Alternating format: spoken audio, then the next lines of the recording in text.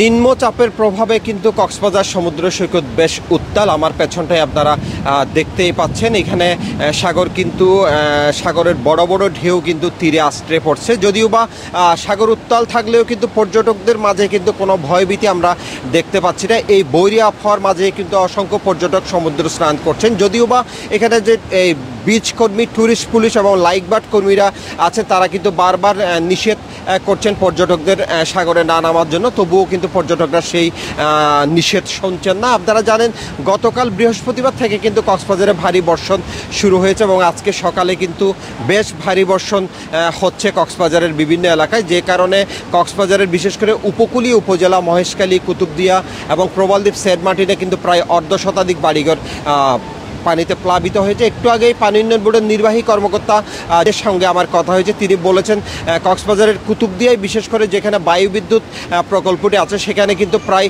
60 metre পর্যন্ত বেড়িবাঁধ একদম খোলা অবস্থায় আছে।